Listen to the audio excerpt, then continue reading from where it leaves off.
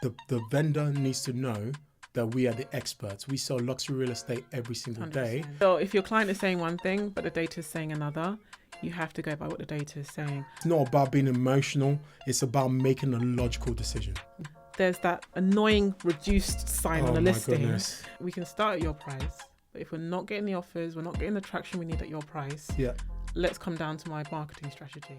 Welcome back to Real Estate Talk Pod, where we get real about what it takes to be successful in luxury real estate. My name is Vicky and this is James. And today we're going to go into a topic that we think every agent needs to understand because it can impact your journey from the beginning. No, certainly. Today we're going to talk about the mistakes we made right from the start, how we adapted that, and to ensure that we can then turn that into success. Yeah, we're going to get into the cringe-worthy moments that we wish never happened and the mistakes that have happened that could have cost us a really big deal. No, certainly. So the early days, right? Yeah. So, let's talk about some mistakes we made at the start. Do you know what? I'm going to go into actually the first contract that we got signed together. It was a lovely home in Stanmore. Yes. And I think in hindsight, looking back, we did an extremely good job of the marketing. You know, we got the videography in there, new photography. That was the great part.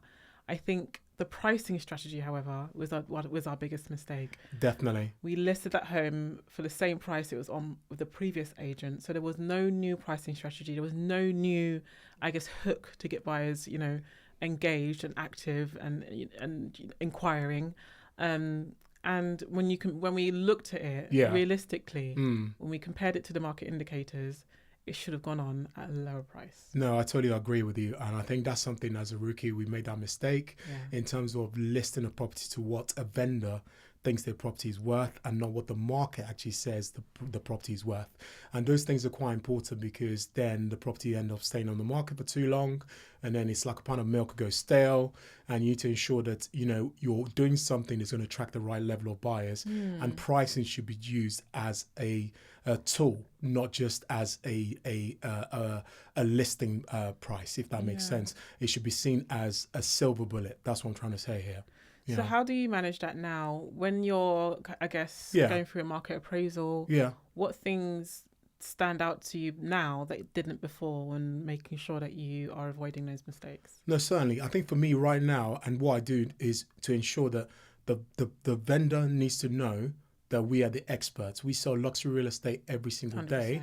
And we're not here to tell them what they need to hear or what they want to hear. We're here to tell them exactly what the market is currently doing. And we have to be experts, not only in terms of selling luxury real estate, but also a bit like a property consultant and actually ensuring that this is what the market is saying your property is worth. It might not be what you want to achieve, but for us to sell your property at the maximum price that the markets look willing to pay for it, and in the required timeline, we need to go with the facts, figures, and data. Right. And that's the one thing that we stick to. It's not about being emotional. It's about making a logical decision. Yeah. So go on, give the viewers some juicy details. Give us one deal that you think, in hindsight, if you had made a better judgment at the beginning, it would have ended more successfully. Yeah, I think there's quite a few here. There's quite a few here, and I think it's more about understanding effectively what the market is willing to do. I've had a deal whereby we listed the property at 5 million because the vendor believed that the property is worth 5 million, but effectively that property just stood on the market.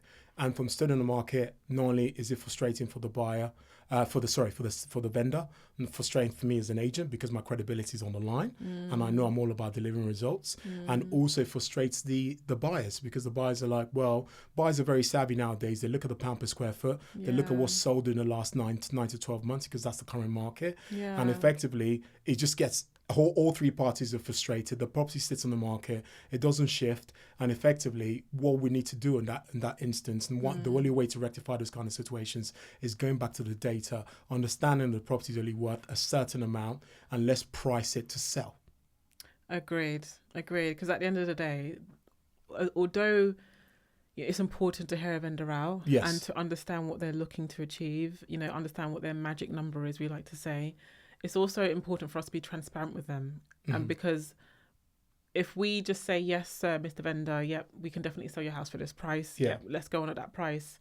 And then later on, we don't sell it for the price they were expecting. Not only does it affect our credibility, because we've overpromised, something that we shouldn't have, but they're now in a position where their property's been on for longer than they would have liked it to be on. Yeah. They're not getting into their next property or moving on to their next journey as soon as they would have liked. Yeah. And actually, it means that we've also, unfortunately, brought the property into a different market, because maybe by the time that we've realised that the price isn't what we expect it to be. Yeah. The market might have shifted. Yeah. Buyers would have seen the property on the market for a longer time than Certainly. expected as well. Yeah. Buyers might actually start thinking, is there something wrong with this property? Exactly. Yeah. And then what happens then is you start getting low offers. Yeah. And then it's just frustrating for everybody. Exactly. Because that's not what the property is worth, right? So I guess now it's kind of like, how do you spot those red flags, right? And in terms of how do you spot those red flags and make sure that you can address them early on, or actually stop those mistakes from now encroaching on your success? Yeah, I think just making sure you stick to the data, because the data doesn't lie. So if your vendor is saying numbers one don't thing, lie. if your client is saying one thing but the data is saying another, you have to go by what the data is saying. One of my most recent listings that I just brought to market, we actually agreed in the market appraisal to go on at a certain price. And I did warn the vendor at the time that I think that price is too high.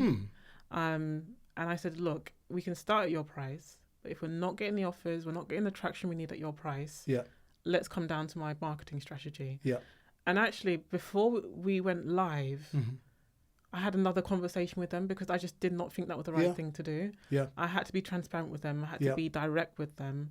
And we went on because I don't want to start at a price, a high price. Yeah. We then reduce it later.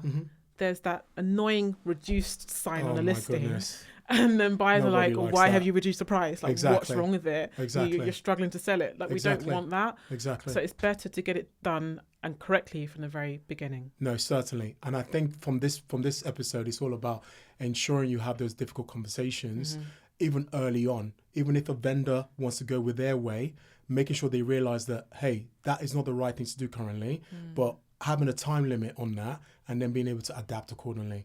Precisely. No, certainly. Yes, that kind of wraps it up, I guess, for that episode. Indeed. No, for sure. We have more juicy episodes coming for you guys. In the next episode, we'll be focusing more on... What are we focusing on? A lot. They just need to stay tuned. Actually, we're going to focus on when a listing goes live, what do you need to do to revive it?